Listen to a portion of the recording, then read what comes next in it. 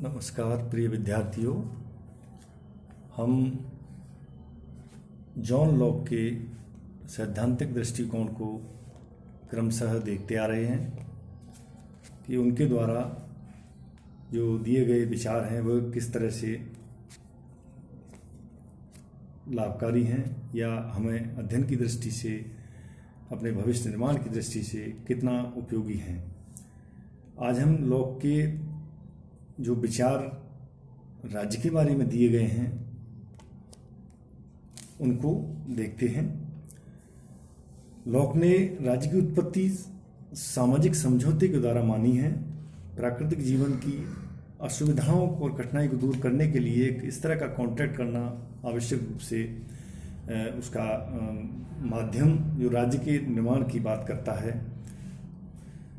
प्राकृतिक व्यवस्था की जो 3 बड़ी कमियां थीं, प्राकृतिक कानून अस्पष्ट थे, निष्पक्ष न्यायाधीश तथा कानूनों के क्रियान्वयन करने वाली शासन सत्ता का पूरी तरह से अभाव था।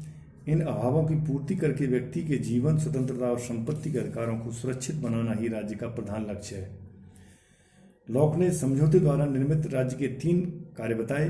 वह प्राकृतिक कानून की व्याख्या द्वारा व्यक्ति के अधिकारों को सुरक्षित करता है।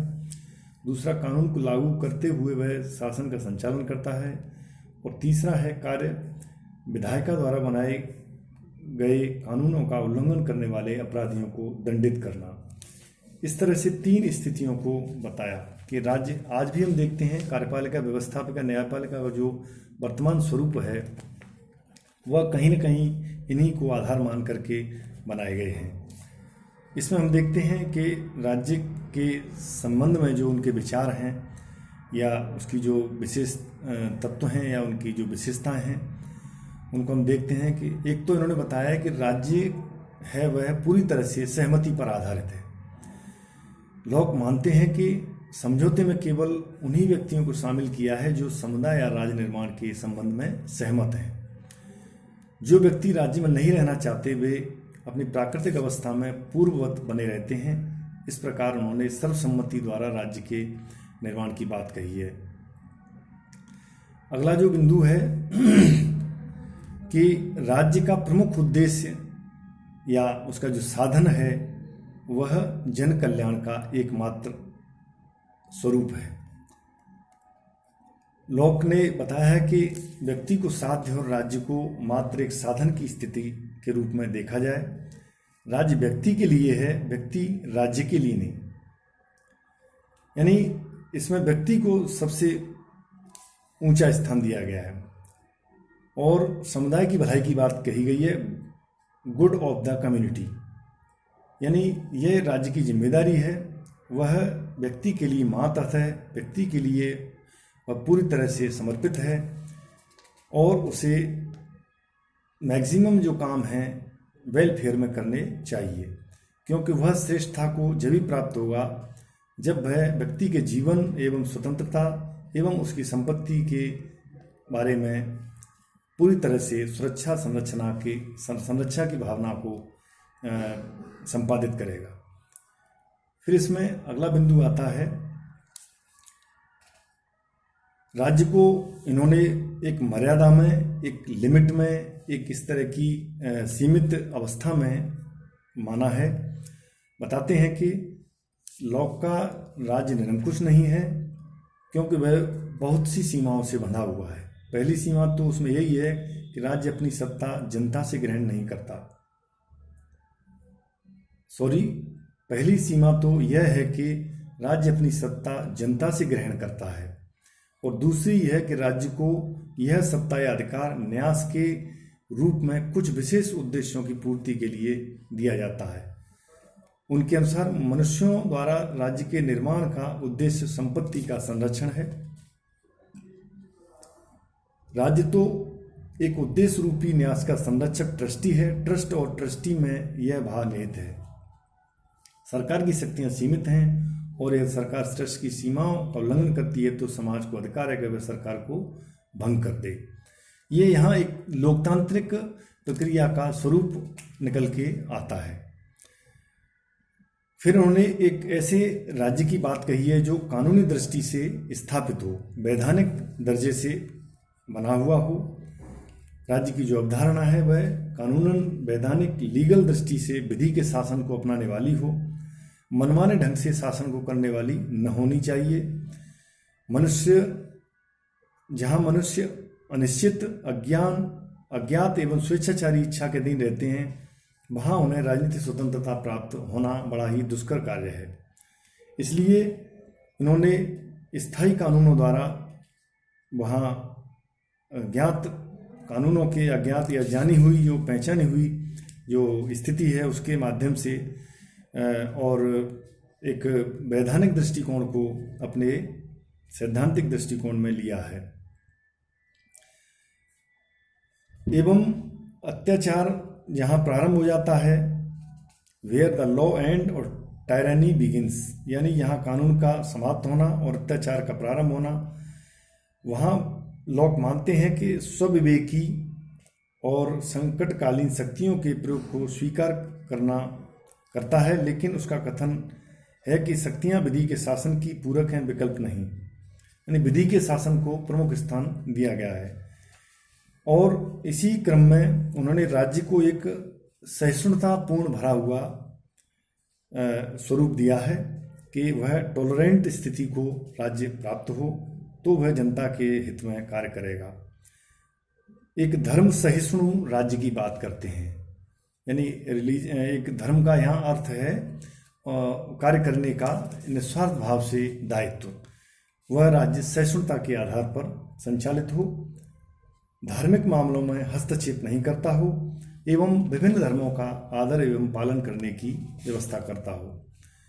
फिर इसमें अगला आता है निषेधात्मक राज्य, नेगेटिव स्टेट। दर्शन में जब हम देखते हैं तो यहाँ जो राज्य के कार्य हैं वे निषेधात्मक हैं। राज्य केवल उन्हीं असुविधाओं और कठिनाइयों को दूर करने की कोशिश करते हैं जो प्राकृतिक अवस्था में थे। वह केवल सुरक्षा व्यवस्था, सुव्यवस्था और न्याय के 3 कार्य कर सकता है। इनके अतिरिक्त लोगों को शिक्षा देने, उनका स्वास्थ्य सुधारने, सुसंस्कृत और नैतिक बनाने का कार्य कोई राज्य नहीं कर सकता। वह नागरिकों की संपत्ति पर भी मनमाना कर नहीं लगा सकता, क्योंकि संपत्ति की रक्षा के लिए ही राज्य की स्थापना हुई है। इस प्रकार राज्य के बारे में इन्होंने विचार प्रकट किए हैं। अब हम देखते हैं लॉक के द्वारा दिए गए संपत्ति पर जो विचार है। ध्यान रखें, लॉक की जो धारणा है वह राजनीतिक दर्शन का प्रमुख रूप से प्राकृतिक अधिकारों की सुरक्षा के लिए ही समझौते के निर्माण की बात करता है, जो राजनीतिक समुदाय के रूप में उत्पन्न हुआ। शासन का जो प्रमुख कार्य है अधिकारों की रक्षा करना। ये सारी चीज़ें तर्कसंगत जब ही होंगी जब लॉक के प्राय दिए गए सिद्धांत सामाजिक समझौते, शासन, विद्रोह आदि किसी न किसी रूप से प्राकृतिक अधिकारों के सिद्धांत से जुड़े हुए हों।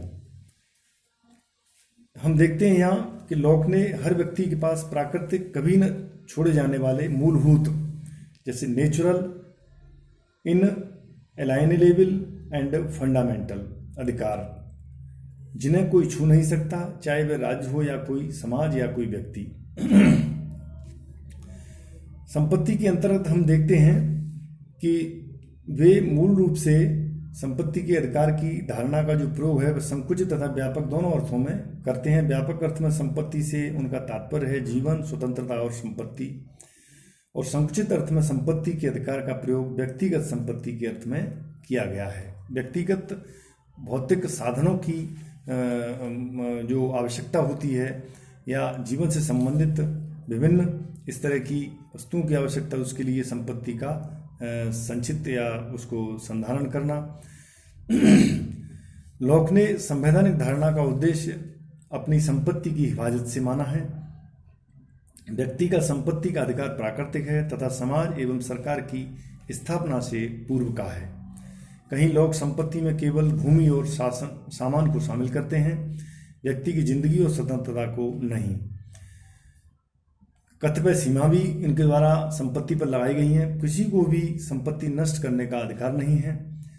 दूसरों के लिए काफ़ी छोड़ देना चाहिए तथा निजी संपत्ति वह हो सकती है जिसे संपत्ति के मालिक ने अपना श्रम मिलाकर अर्जित किया है। यहाँ संपत्ति का अर्थ व्यक्ति के द्वारा किए गए श्रम, परिश्रम, मेहनत के द्वारा अर्जित जो भी संपदा है वह शक्ति के अंतर्गत आती है। अब हम देखते हैं यहाँ निजी जो संपत्ति का मामला है वह पूरी तरह से व्यक्ति के ही व्यक्तिगत बिंदु पर आधारित है और वह संपत्ति के जो लॉ के जो अधिकार संपत्ति के बारे में दिए गए हैं, निजी संपत्ति का जो अधिकार है वह पूरी तरह से प्राकृतिक है। और देखते हैं हम इसमें दूसरा, निजी संपत्ति के अधिकार के बिना मनुष्य का जीवन खतरे में पड़ जाएगा। निजी संपत्ति खरीदी और बेची जाने वाली चीज है। निजी संपत्ति मेहनत तथा योग्यता से प्राप्त होती है। व्यक्ति का श्रम तथा योग्यता उसकी अपनी संपत्ति है, वह इसे बेच सकता है और दूसरा आदमी इसे खरीद भी सकता है। निजी संपत्ति समाज के हित में है क्योंकि यह उत्पादन का आधार है। निजी संपत्ति अधिकार के बिना मेहनत करने का प्रोत्साहन नहीं रहेगा। समाज के सामान्य हित में निजी संपत्ति के अधिकार पर कुछ बंधन भी लगाया जा सकता है। श्रम को खरीदने वाला श्रम को बेचने वाले के श्रम का न्याय संगत मालिक बन जाता है तथा इस श्रम से उत्पन्न संपत्ति का मालिक भी श्रम को खरीदने वाला ही माना जाता है। लॉक के बारे में एंड्रयू हैकर ने लिखा है कि व्यक्ति के बीच प्राकृतिक अधिकार उसके व्यक्तित्व में अंतर्निहित हैं, उसके जन्म से ही अपरिवर्तनीय हैं और व्यक्ति के द्वारा इन्हें जीवन पर्यंत अन्य किसी को हस्तांतरित नहीं किया जा सकता। इस प्रकार उन्होंने संपत्ति के बारे में अपने विचार प्रकट किए। मूल रूप से यहाँ ये ध्यान रखने वाला बिंदु है कि किस तरह से इसको हम यहाँ संपत्ति के स्वरूप को व्याख्या के रूप में लेकर के, जो कि हमारे ज्ञान की दृष्टि से महत्वपूर्ण स्थान रखता है। धन्यवाद।